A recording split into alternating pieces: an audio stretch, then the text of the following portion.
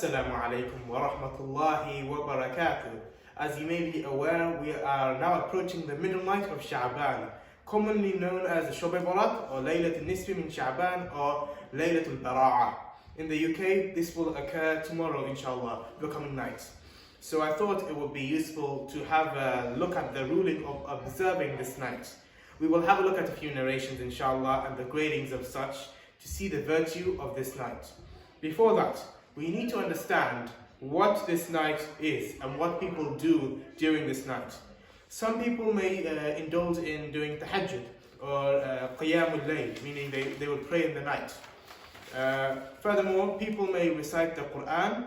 They might make dua as well. They would recite durood, salawat, and give out food to the community, visit cemeteries, and do other types of ibadah. People may also prepare to keep a fast for the coming day after the night. Is this a bid'ah, an innovation, or is this permissible? Well, there are many narrations, and we will go through them all now.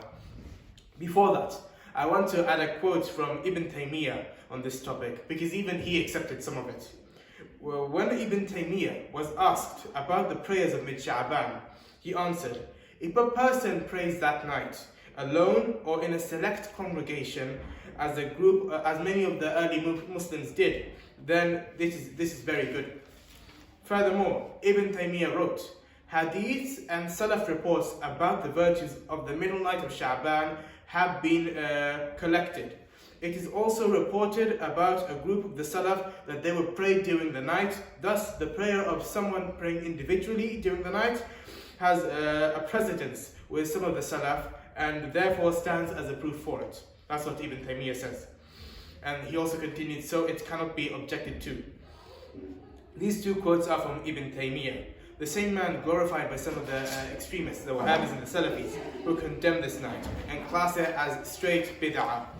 Well, if we move on to some of the other narrations when it comes to this night being a night of forgiveness, there is a hadith narrated by Mu'adh ibn Jabal radiallahu ta'ala an, that Rasulullah sallallahu alayhi wasallam said, Allah Ta'ala reveals a sight of mercy at His creation in the night of mid-Sha'ban, and He forgives all of His creation except for a mushrik, an idolater, or a mushahin, a person filled with malice or hate.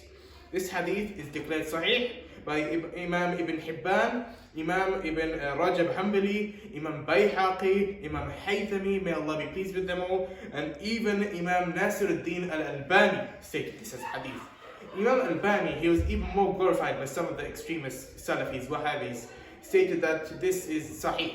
Imam al-Albani said regarding this hadith, as for what is authentic regarding the night of the 15th of Sha'ban, then the Prophet Muhammad sallallahu alayhi wasallam said, Allah tabarak wa ta'ala comes to His creation on the 15th night of Sha'ban, and He forgives all of His creation except for the mushrik and one who has animosity towards other Muslims.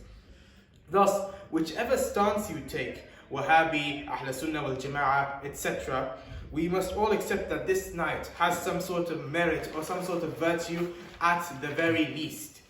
Now let's look at some of the narrations on the permissibility of the actions people may do in this night.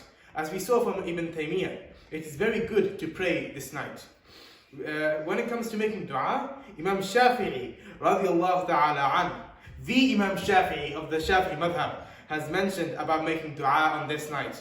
Imam Shafi'i radiallahu ta'ala an said in the book where the Shafi'i methodology and fiqh is found, volume 1, page 231. Of the narrations that have reached us, verily dua is accepted on the 5 nights. The night of Jum'ah, the night of Eid al-Adha, the night of Eid al-Fitr, the first night of Rajab, and the 15th night of Sha'ban. That was by Imam Shafi'i rahmatullahi alayh, who is accepted by the majority of this ummah and is most notably known for founding the Shafi'i madhab. Another act done by people on this night is visiting the cemeteries. In a hadith, Sayyida Aisha radiallahu ta'ala anha said, I missed the Prophet Muhammad sallallahu alayhi wasallam one night, so I went out looking for him. I found him at Al-Baqi, the cemetery of Medina, raising his head towards the sky. He said, Ya Aisha, were you afraid that Allah and His Messenger would wrong you? I said, no, it's not that, but I thought you had gone to one of your other wives. He said, Allah bestows special attention on the night of the middle of Shaban to the lowest heaven, and He forgives more numbers of the hairs of the sheep than the tribe of Banu Kalb. This hadith is in Ibn Majah 1389 and Tirmizi 739. Before I end, let us look at the narration on fasting.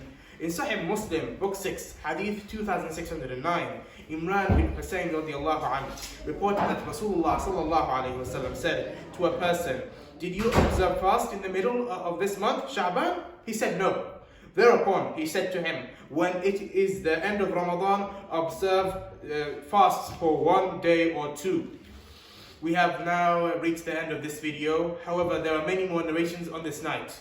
Thus, to class it as a total bid'ah will be baseless, because as we saw, there are many ahadith and recordings proving the excellence of this night, and Allah knows best. Wassalamu alaikum wa rahmatullahi wa barakatuh.